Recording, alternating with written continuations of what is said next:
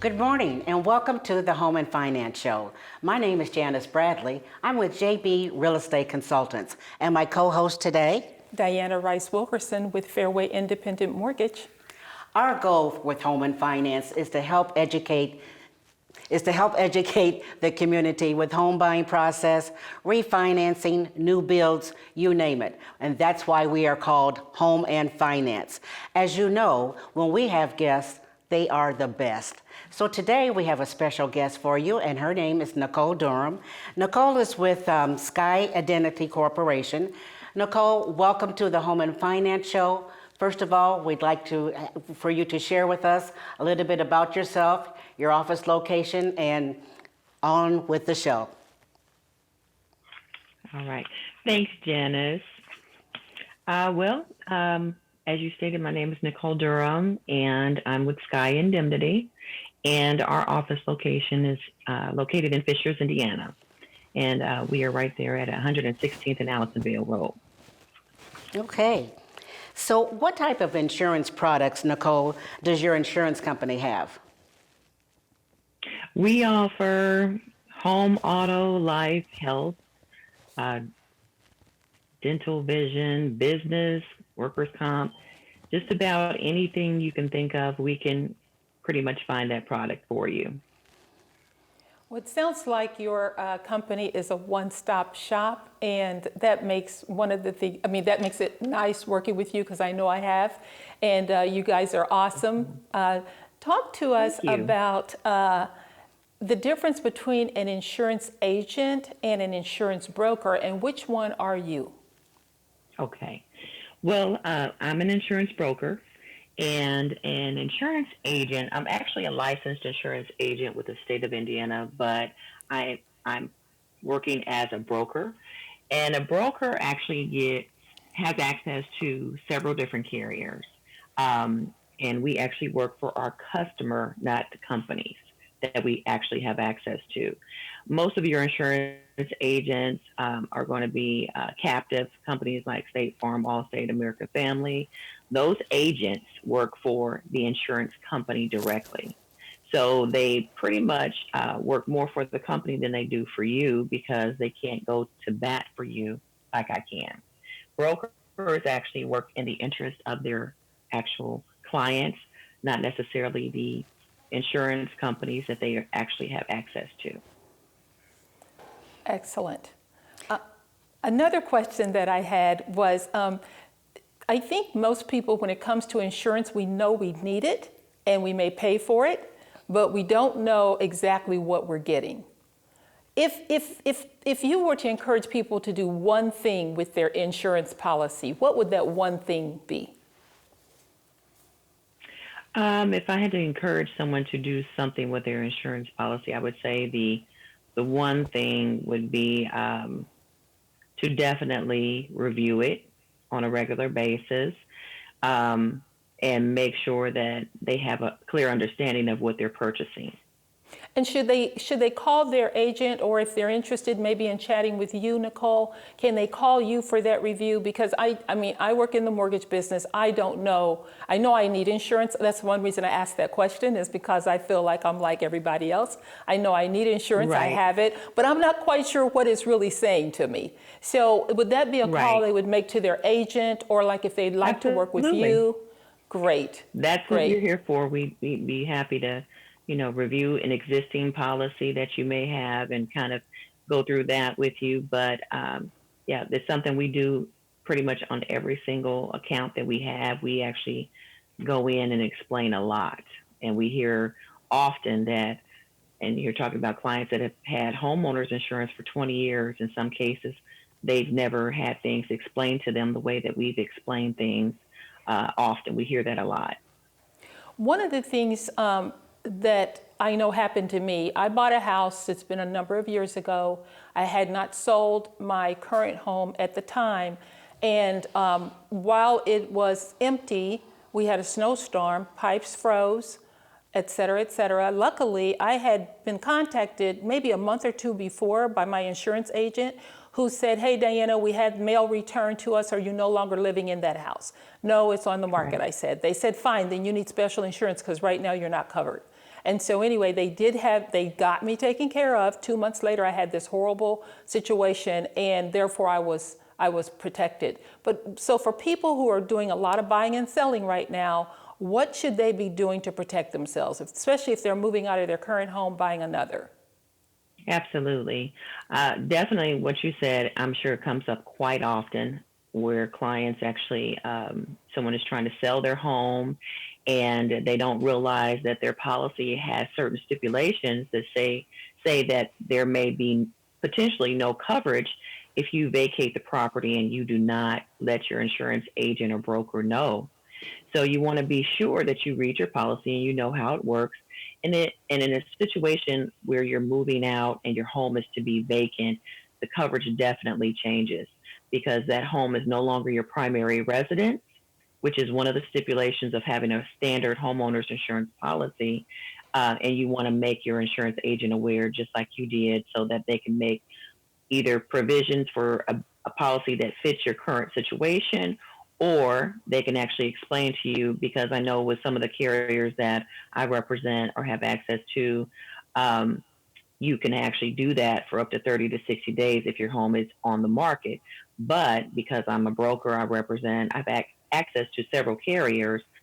It's different from carrier to carrier. So the best thing to do in a situation like that is always consult your agent or insurance broker. What's the normal time that they would give you, though? Like Diana said, there's so much selling. I'm selling my home now, and I am buying. So, did I hear you say 30 to 60 days, or About is there 30 a time days. frame? 30 days is usually the timeline that they will give you, 30 days or less. Oh, really? 60, Okay. 60 for some of your more preferred carriers.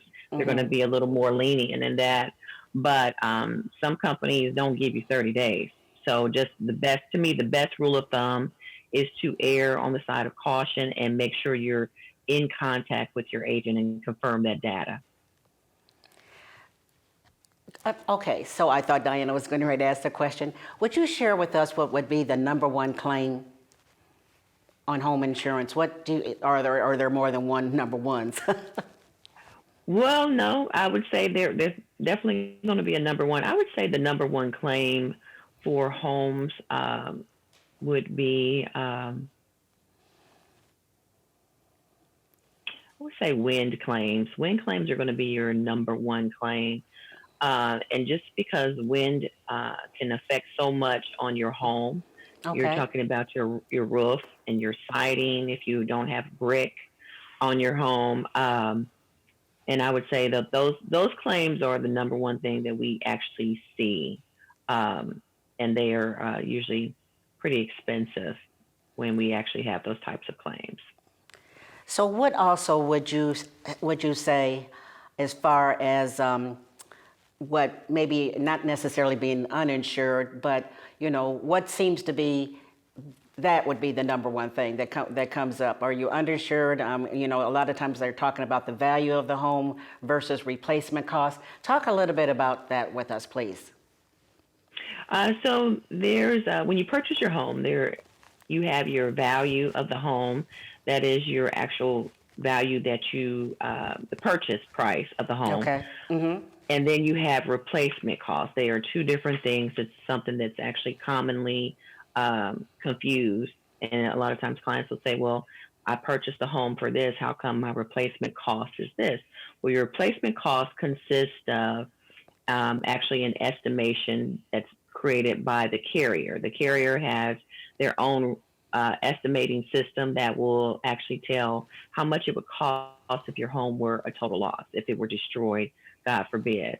Um, and that really has nothing to do with what you purchased the home for. They're two totally different things. So they have what's called a home cost estimator. The home cost estimator estimates the details about your property. So you've got square footage, you've got how many bedrooms, if it's a two-story, if there's a basement, the exterior material, all that comes into play to come up with a figure.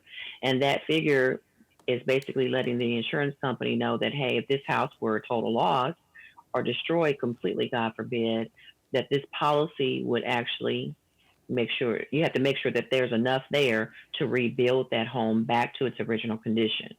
So your replacement is estimated out, and a lot of times that information is pulled from the internet.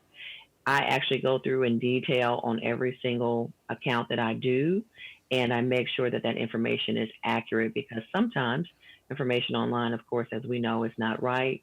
And I go through in detail with our clients to make sure it's accurately insured. But that is actually going to allow you to have full 100% replacement cost.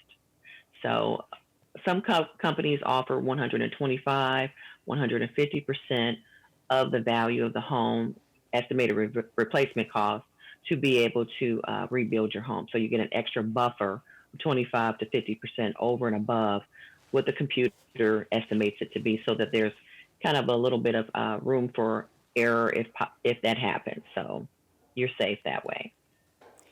Nicole, would you explain deductible and what that really means? And also, when should a person actually contact their insurance company to report a claim, whether that's a car accident or some type of repair with the house?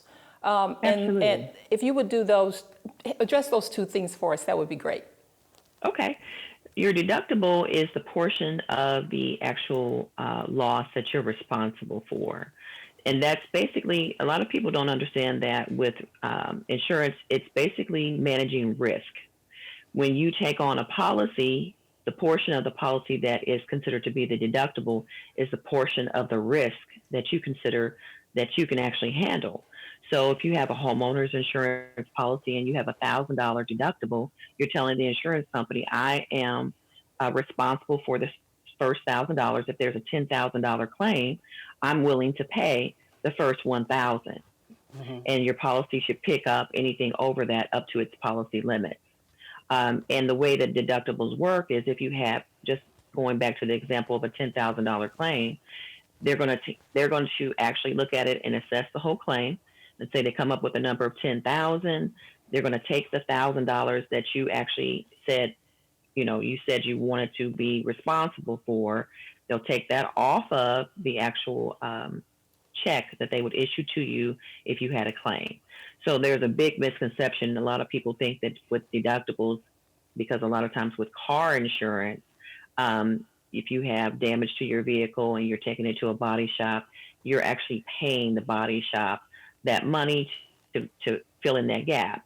With your homeowner's insurance is a little different because a lot of times when you're dealing with contractors, a lot of people don't know that your deductible, the portion of your deductible that you're responsible for, is negotiable. You can actually talk to your contractor and say, hey, I have $1,000 deductible.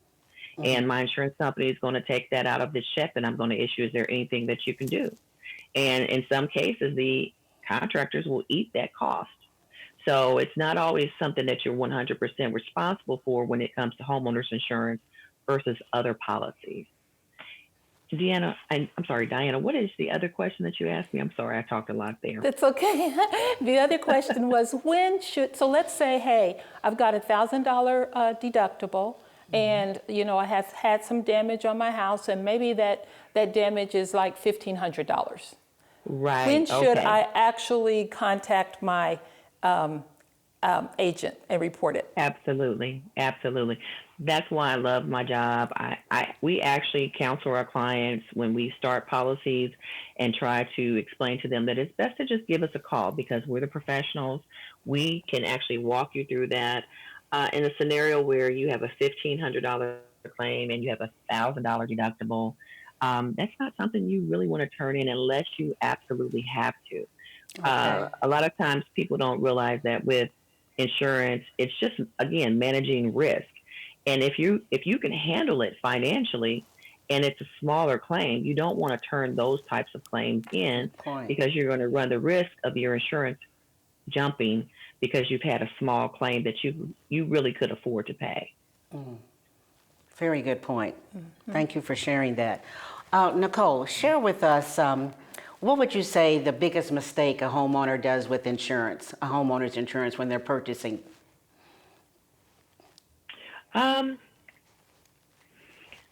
I would say the biggest Without your mistake guidance, that of they course. We know you guide them. I try my best. I would say the biggest mistake is just not shopping one place Mm. and not shopping around because there are so many different carriers out there. Rates change all the time. Um, so I would definitely say just going with one company and not doing some comparisons. And maybe cost is not always the most important thing, correct? Absolutely, yes. Cost is not always the most important thing. A lot of times I'll have clients and I explain to them because we actually have all types of carriers. We have carriers that are super preferred and we have some that are just considered to be standard. And your standard carriers are going to serve clients that may have had, a couple of dings. They may have had claims in the past. They may not have the best credit. And those carriers are going to charge you a little bit more. And so that's what's great about dealing with us because we have one stop shopping. We're going to shop several carriers at one time for you. So it does allow you to actually make sure that you looked at all the options out there available to you. Can Nicole, you go ahead? Nicole, when it comes to folks with basements, um, how do they best protect themselves in case there's a backup, sump pump stops working, there's flooding? How do they best protect themselves? Absolutely. With that, you do want to purchase what's called backup, water backup of sewer and drain coverage. And what that does for you is it actually provides protection if you have sewer or water backup into your home. And we 100% of the time, pretty much, if you have a basement, we're going to put that coverage in place for you automatically, or we're going to at least discuss it with you and let you make, of course, the ultimate decision there. But that's something that you actually definitely want to have in place in your for your basement protection, because without the coverage for water backup of sewer and drain coverage, and let's say you have a sump pump and your sump pump fails, as they do, sometimes it could just be a regular thunderstorm and lightning strikes an area where your home is, and the power goes out. And a lot of times, sump pumps stop working. You definitely want to have a battery operated backup to that. But if you don't, you're definitely putting yourself in a high risk situation where if you have a sump pump that does not have a water backup operated, battery operated backup, I'm sorry, um, and then there's a storm, that sump pump is going to fail potentially, and it's going to be overworked potentially to a point where it will stop on its own, and you're going to have water back up into your basement potentially or sewer, depending on if there's an issue with the line or not. But that actually can happen with a home that is actually one level. It doesn't have to have a basement, especially with regards to sewer.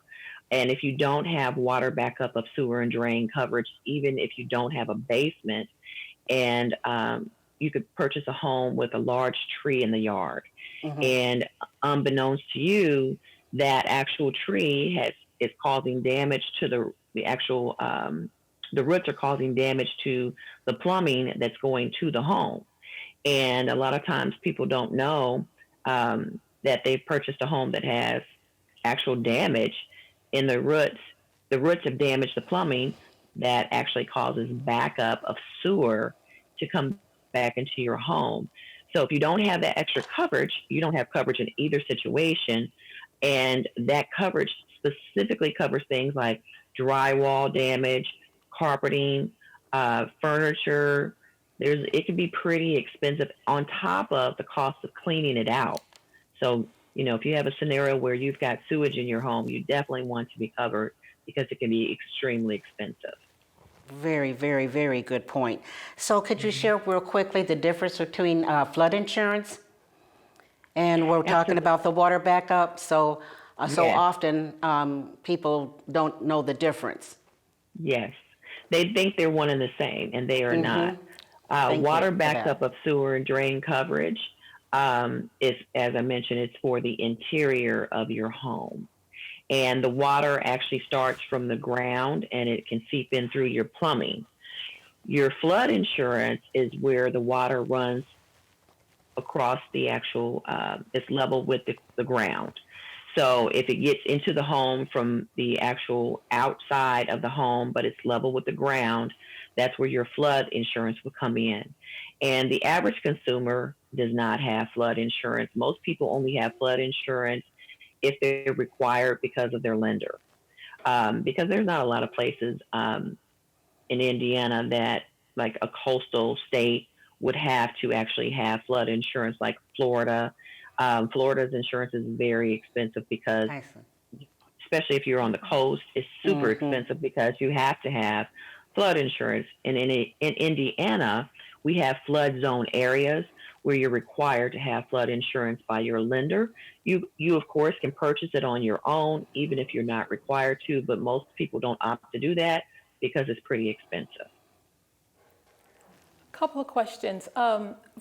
Number one, credit scores. Do all of your carriers that you work with do some type of credit check? How important is that in premium, in pricing? Absolutely, Diana. That's a great question. We have several carriers, and as mentioned previously, we have carriers that are considered to be standard. In the insurance industry, you have your super preferred, which are carriers that are going to give you a bunch of extra little bells and whistles, and they usually are looking for a client with really good credit. They're not going to do what's called a traditional credit check where you'll actually see it on your credit report. It's called a soft hit, where they actually just kind of scan over, almost like getting the information, like if you had Credit Karma. A lot of people think Credit Karma is actually giving your real credit score, but it's actually just giving an estimate. So that's exactly what insurance companies use, something very similar to Credit Karma, where they actually get what's called a insurance score. That insurance score determines where you fall within their company's spectrum of clientele that they want. So you've got your super preferred client and then your standard client. They don't like to say substandard, but standard or super preferred. And your super preferred client is someone with great credit, no claims, that lives in a great area, that doesn't necessarily have a lot of crime. All that goes into your insurance score. And that actually can boost you to a point where your rates are better than your neighbor. They could have the exact same house as you, have the same everything, but your credit could be better than your neighbors, and your rate could actually be up to 30% cheaper. So your credit can play a huge factor depending on the company, but we also have access to carriers that don't do credit. They don't care about your credit. They're actually doing things the old school way, which I actually love in some circumstances because it kind of evens the playing field. They don't necessarily weigh so heavily on credit, but we have a carrier for every situation. I love it. So I notice in refinancing, a lot of my customers now, their insurance is over $2,000 annually. It's pretty significant. So Yeah. sounds like one best practice is to chat with your agent annually, just to check in with premiums and that sort of thing.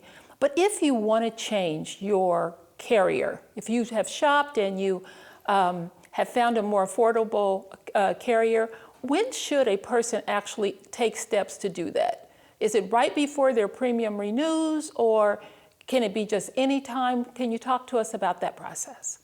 Yes. You can actually change your insurance carrier anytime. I've had clients that when we quoted them in comparison to who they actually had at the time, the rate was actually about $1,000 cheaper.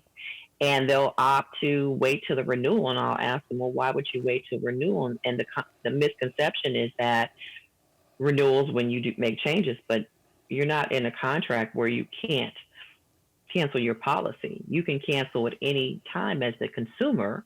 Now, some carriers, there's some carriers out there like Progressive, for one. I actually have access to Progressive on your auto insurance. They're going to charge you a $40 fee for canceling early. They are one of the only carriers that we have access to that does that. So the majority of your clients, carriers, about 95% of them don't charge you anything, maybe even 98%, don't charge you anything for canceling in the middle of your term, because really your policy term, when you cancel, all of that is your prerogative. So it's whenever you want to change. Um, the only thing is when you have an escrow account. And this is something that we walk our clients through and talk them through. So if you are in the middle of your term and you wanting to move over to us or another company, the thing that you want to be definitely aware of is that if you're canceling in the middle of a term and you have an escrow account, then your escrow account doesn't know what you're doing. You need to involve your mortgage company. And it's a very simple process. We actually call with the client on the phone and we'll say, hey, let's make sure your escrow is right. Because what will happen is when you cancel that first policy, let's say you're 6 months in, they're going to send you a refund directly to you for the 6 months that was prepaid, because your insurance is paid a year in advance when you have an escrow account. So you'll get a refund back. And what we instruct our clients to do, and we walk them through it and help them with it, we tell them take that 6 months refund and apply it back to your escrow account. So when your escrow starts over, when the policy would have renewed, then you won't be upside down. Now, in some cases, the clients can actually keep the money because they save so much changing over. Like Diana, to speak to what you just mentioned, I had a client of yours I just dealt with this week, and our rate was over $1,000 less than what she was paying, and her premiums were over $2,000. And it was the same scenario. So in her case, she's refinancing with you. But if she weren't refinancing, there's still a process there where we would help them in the background, make sure that basically they have a clear understanding and they've made some informed decisions with that. You know what? My turn. We have just a few seconds left. So can you give out your contact information, please? Yes, please do. Absolutely. Yes. So the insurance brokerage located in Fishers is Sky Indemnity, and we are located at 11980 Fishers Crossing Drive, Fishers, Indiana, 46038. Please call us at 317-842-1842. Again, 317-842-1842. And we're also on the web. You are awesome. You are awesome.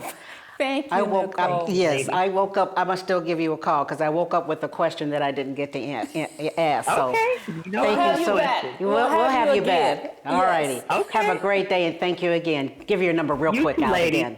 Okay. 317-842-1842.